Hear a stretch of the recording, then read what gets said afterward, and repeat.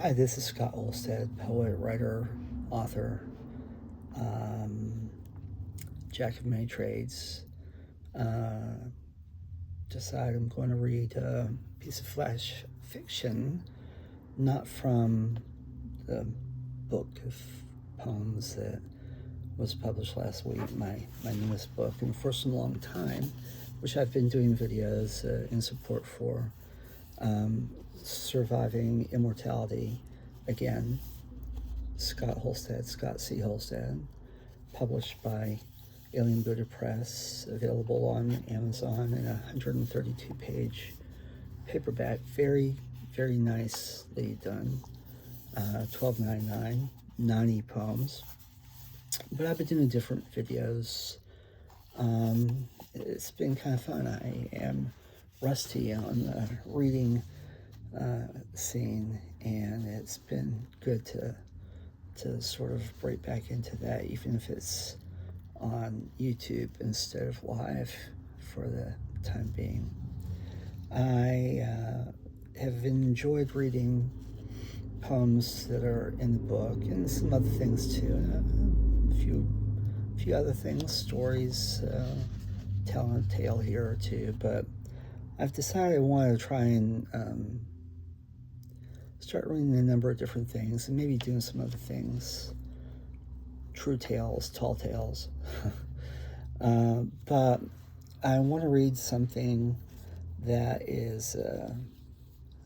was meant to be sort of a humorous piece of flash fiction that Big Windows Review published last year in volume 34. And it's a short story called Hollywood Party Scenes. Are you ready? It's not nonfiction, it's creative writing, right? It's fiction. During one of my better periods, damn good period, I made the Hollywood and Beverly Hills party circuits. The social connections better than the professional ones for me. I usually find myself surrounded by people who were all in the biz, as they call it out there. Word had gotten around that I was the only writer in town not writing a screenplay, while claiming to have no intention of doing so. Something apparently never seen before and impossible for most to fathom out there. That's not remotely possible. They liked me, but I came to be viewed as the freak who didn't care about fame. Sort of stayed that way for, through the present. At an artist friend's party, high up in the Hollywood Hills, one night, I met a certain Oscar-winning director, and people stumbling around high on the juice got ticked off at me because I didn't know who he was. I didn't really care. Guilty of insufficient deference. Well, he didn't know who I was either, so I thought that evened things out, right? Not that Oscar winners all knew me by name, but I never feel like kissing ass just because someone's rich, powerful, and famous. Of course, that attitude didn't go over well with some, and I got burned a few times, but it was still a hard habit to break. Is that quoting Peter Satire? I think maybe I am. The director was typical Hollywood good-looking, showed little plastic work, got along famously with the ladies, though Heidi Fleiss was there, so maybe it was within some context.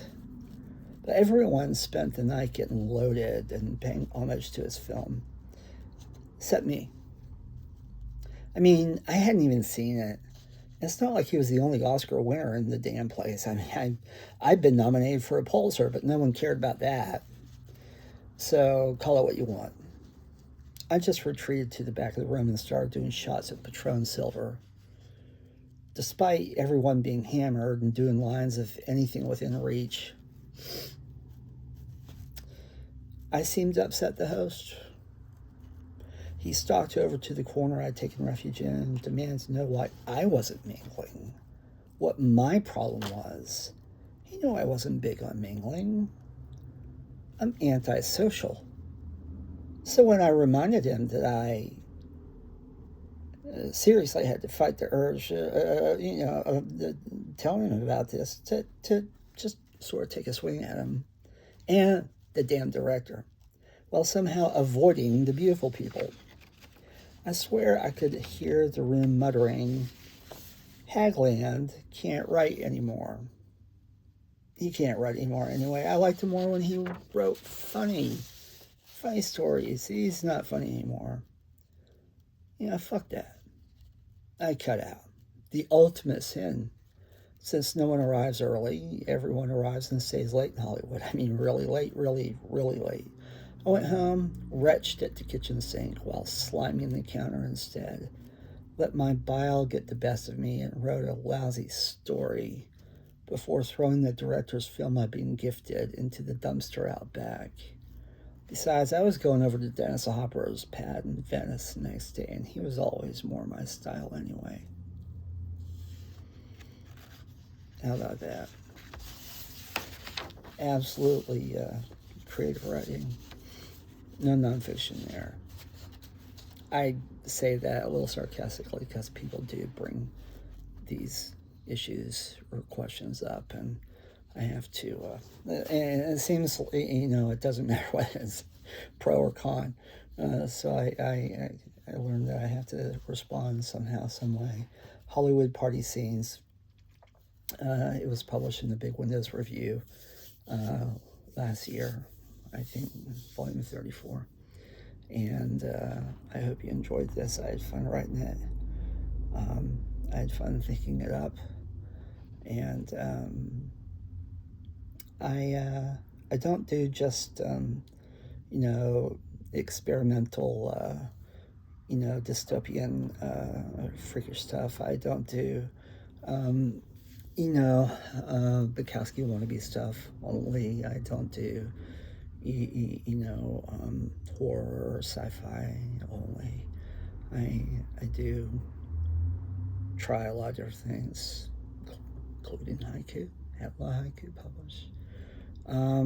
So I'm going to be trying to make a few more videos, quite a few more in the near future, because I'm trying to just get this fun new venture started, and I need to get a few more in the can, if you will.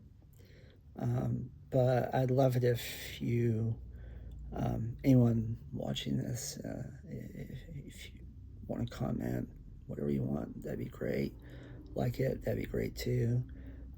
Share it, follow, subscribe, what have you. I don't know all the right lingo yet because I really haven't gone into this sort of thing at all with any intent to, make money, do Patreon, do all this stuff. I'm just want to spin a few tales and talk about a few things, recite a few poems. Be nice to have some of you along, though. If you want to join in, that'd be great. Love to have you engage. Appreciate it if you would share. Appreciate if anyone would comment and let me know what you might be interested in. I've been around a long time.